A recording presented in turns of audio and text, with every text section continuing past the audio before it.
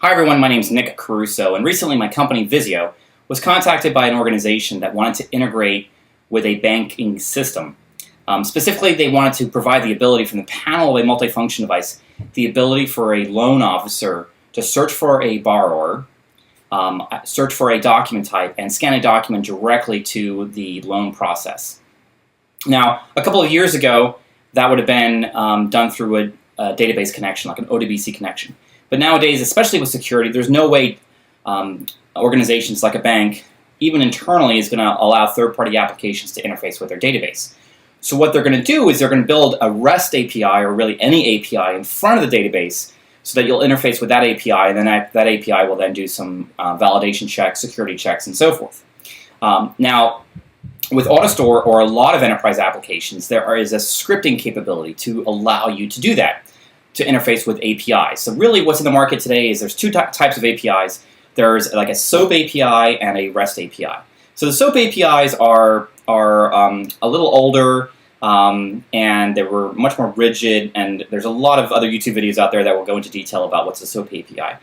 REST API is what everyone is adopting these days, and it's a nice standards-based approach. In fact, I'm going to show you in just a few minutes.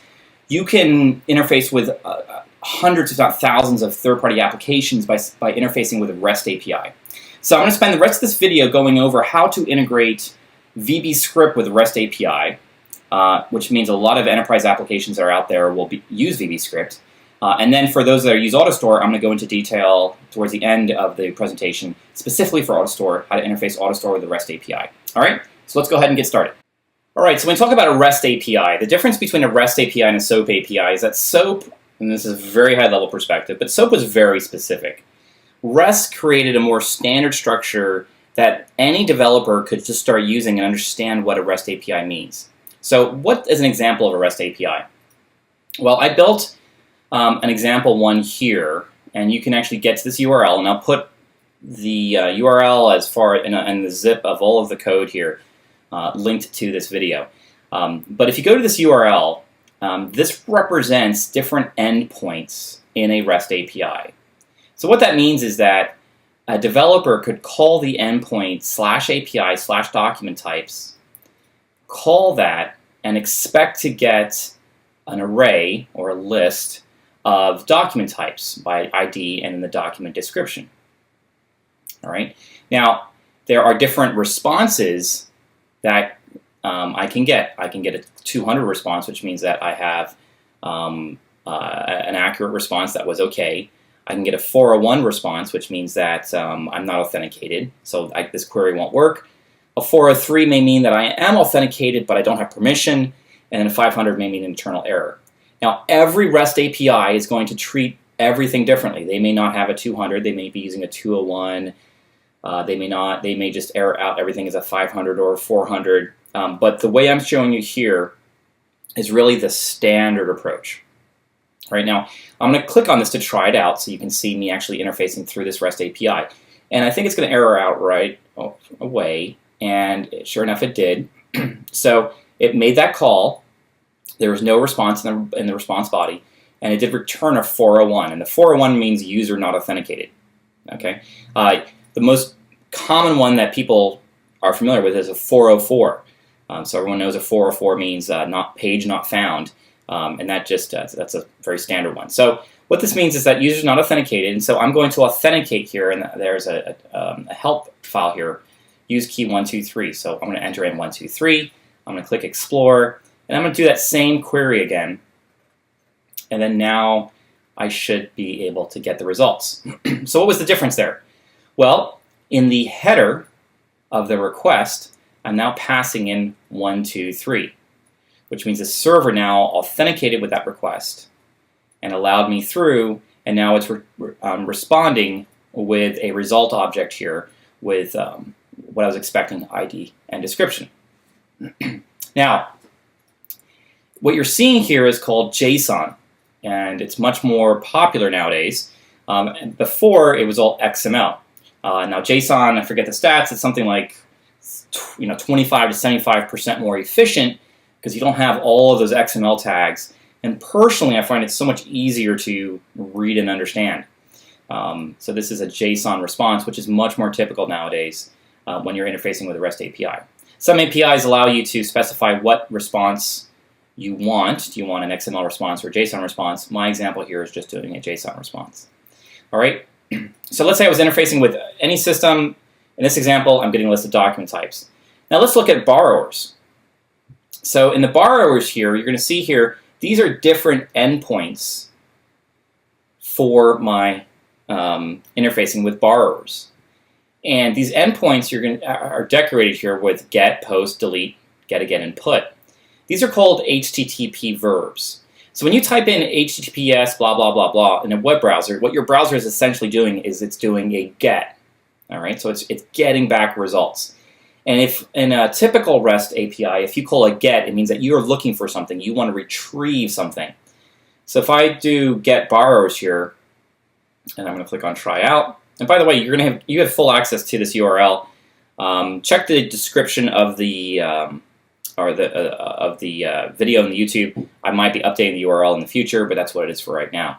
All right, so in this case, I got all the borrowers. Okay, and this is just a dummy demo example, and I can filter here by a term. So you can see here, I'm not reading like a 200-page PDF manual. It's very intuitive, a typical REST API. So maybe I want to filter by just VAL, and I'm going to run this again. And you're going to see here now I've just gotten results with the word VAL in it. All right. So this is a GET request for borrowers, and a POST means I'm going to create a borrower. So in this case, I am posting, and I would be posting maybe an optional ID, certainly the borrower's name, and this again is just an example. But POST basically means that you are posting something, you're going to create it. Most forms that you fill out on the internet, when you're filling out a form, it's doing an HTTP post back to the server with that metadata. All right, now a true REST API uses the full spectrum of verbs in the HTTP. So you can pass in, instead of just doing API/borrowers, you can do slash and then the ID of the borrower if you wanted to delete the borrower. So in this case, and this is just an example database. So this won't actually work if you try to do it. But if I did 7342, and I can do 7342 as the ID here, it will append that. And I don't even know if this is going to error out. All right, so it's just coded just to give you a result here. And it should say 204 delete was successful. Again, it doesn't really actually delete, but you can see here what that call looks like. All right. So if you wanted to get a specific borrower and you based upon an ID, you can, if I'm going to close these up, you can go to API borrower slash and then the ID. Or if you wanted to update. So the beauty behind a nice REST API is the ability to interface with data models or objects using this get, post, delete, put, etc. All right. So in my dummy example here, this is going to be close to what I was doing with the bank. We are going to be getting the borrowers. We are going to be getting document types. At the panel of the device, we're going to select the borrower and the document type. And then we're going to scan, and then we're going to do a post to the documents endpoint. When we post the documents endpoint, we're going to be passing in the document ID, which was selected at the panel of the device. We're going to be passing in the borrower ID, which was selected at the panel of the device. And then we're going to be uploading the file itself. All right. Now, before I move on and actually show you this working in VBScript, I just want to give you some other examples of REST APIs. So, for example, in Salesforce, Salesforce supports REST APIs. So in this case, you can see a similar URL structure that I was showing, where in this case, I can do a GET request under /object/account, and I can get a list of accounts for the authenticated Salesforce object. All right, and you can see here, similar to the way I was passing in authentication in this REST API was through a header call, and they're passing in a token. What is quite common interfacing with REST APIs is you first call a certain endpoint with a username and password. You then get back a token. That token is sometimes constrained by only working for a day or an hour or 2 weeks or whatever. And then based upon that token, then you interface with the rest of the API. Right? But you can see it's very, very standard. So once you understand how to interface with REST APIs, the whole world opens up to you. So in this case, here's Dropbox. With Dropbox, again, very similar. Here you can do a GET request And then just looking at this, 404 means not found. It's a GET request. Somewhere in here it should explain the authorization, but I'm pretty sure it's in the authorization header. So probably up here is where you authorize. Yeah, you authorize, you come back and you get a token probably. Based upon that token, then you use that token in the header of these follow-on calls. And through the Dropbox API as an example, you can do a GET. I'm sure you can do a PUT to put files or post files. This might mean to update and so forth. So once you speak the language of REST API, it's kind of like speaking Latin. It's a lot easier to pick up other systems, both public as well as, in my case, we were interfacing with a bank and they had their own proprietary REST API. Here's Twilio, which allows you to send text messages. Very similar. They have a REST API, and it just allows you to interface the REST API. Again, very easy to do. All right. So now, I thought it would be great for the audience here on YouTube to have a very simple REST API to play around with, and so that's why I put this together for you all to play around with. All right. So let's look at document types. Now, one of the things that you want to do when you're interfacing with an API is just to start testing it. And a great tool you can use to start testing it is a tool called curl. Now, curl comes out of the box with Linux and Macs.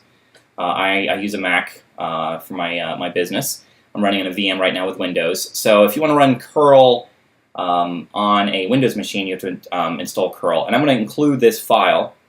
So most people are running a 64-bit Windows. And once you install it, you should be able to run a curl command. All right, so now in this API, I'm going to go in here to get borrowers. You can see what that curl string is going to be. So curl get. I'm going to pass in the header, which means that I'd like an application JSON response. I think that's what it means. And then the header, which is going to be my authorization token. Now, before I move on here, there are lots of different ways to authenticate an API. The most standard is using a header in the header of the HTTP request to pass in authorization bearer. Another way is to pass it in as a parameter. Another way is to base64 encode the username and password. There's lots of different ways of doing it, but this is the most common. All right, so let's go back into, there's this curl. So if I were to do this curl call, and I'm going to do that right now. Before I do that, I wrote the curl call and I just saved it in this bat file. Okay, so if I open up that bat file here, you'll see I just copied and pasted that curl call in here. And so if I run that batch file right now, so get borrowers, you can see it returned the JSON response. Okay, so let me just change that. Instead of filtering by val, let me just do the letter B. All right, so now you can see results with the letter B in there. All right, and the same thing goes to get document types. So, all right, I'm getting a list of document types. So you can see it's a great way to test before you write any code or try and do any integration is to do a curl call. So if you're on a Mac, it's out of the box in your terminal. If you're on a Windows, you're going to have to install it. All right. So now let's go into calling this API via VBScript. All right, and I'm going to do that via AutoStore, but the script in AutoStore can be used by any VBScript. So it's just standard VBScript. All right, so I'm going to go into the AutoStore workflow here, and so I have a simple workflow here where I'm going to do some scripting on AutoStore, on AutoCapture. We're going to upload a file. If you're not familiar with knowledge package files, I would recommend you see my other videos. But we're going to create a knowledge package file, send to a folder. We're going to pick it back up, and then we're going to route it. We're going to do an HTTP post to post it via the REST API into the endpoint. All right, so if we go into the AutoCapture here, we have two fields, borrower and document type. And if I go into the script, let's look at the script here. All right, so looks intimidating. 400 lines of VBScript. Oh my goodness, I'm gonna have a heart attack. It's really not that hard. I have declared up here the URL to my API endpoint, and I have document types and borrowers that I'm building my strings. So it's going to be this URL, document types, this URL, and borrowers. Okay. When my form loads, I'm also setting a string constant here with what my token is, my security token. This would obviously be much more secure. All right, so I'm going to call them get borrowers and get documents. They're basically both identical. So let's look into get borrowers. So this section of code here is querying the API. Super simple, right?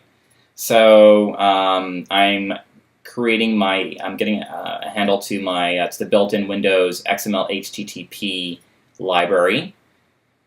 I'm also building my string, my URL string, which is going to be my get borrower here. And what's this funny thing that's going on here? Well, what we're doing here is I've noticed that AutoStore caches for some reason the query. So I want to build a unique URL each time. So I'm just appending a date to the end of here, and I believe this is like a datetime object. So I'll make sure basically it's not being cached. So this will be a unique URL every single time. All right, so I'm going to do a get. Remember, there's those get posts, puts, and deletes. I'm going to be doing a get here, the URL. I'm setting my content type to application.json. I'm setting my authorization bearer token, and I'm doing an HTTP send. Real simple. Okay. And then here, actually, I don't know what I'm doing here. Actually, I do know what I'm doing here. So fortunately, there's a library that I was able to get off the internet, and it's called VBJSON, and it parses the JSON response, which is a string with a bunch of. Let's go back and look at it. So this is a JSON response, which is basically a string with a bunch of curly brackets and the data and so forth. Now, like JavaScript, Node.js, bunch of programming languages, they can natively support this JSON object, which is great. VBScript cannot. So in VBScript, fortunately, there's this library of this person that already wrote it that parses it for us.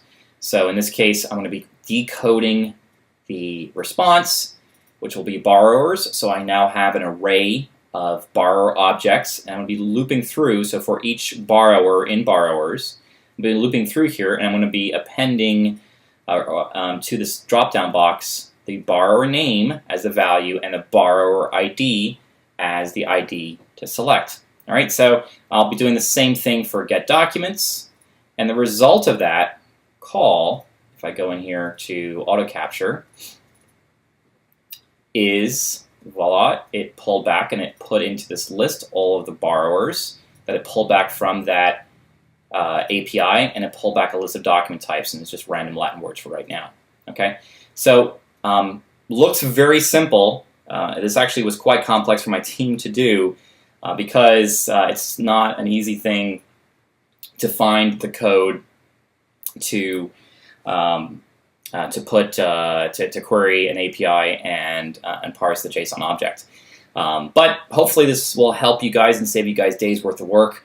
Now that's nice and easy to do. So you can see how easy it is. Now, because I can do that right now, it would be very easy now that this code's already been written for me to query a Salesforce API or a Dropbox API or any REST API.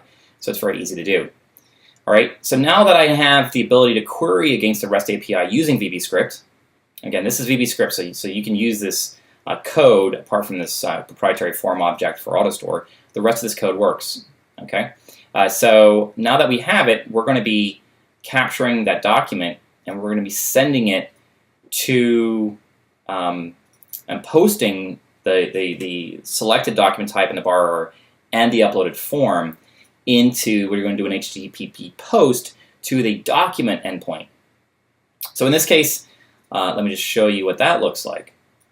All right, so the front of this VBScript to post the document, this is all very standard AutoStore stuff. So this is standard AutoStore, and what I'm doing here is I'm looping through the document objects. I'm not really looping through, I'm just selecting the first document object. I'm getting a handle to the file itself, which is in a temporary file.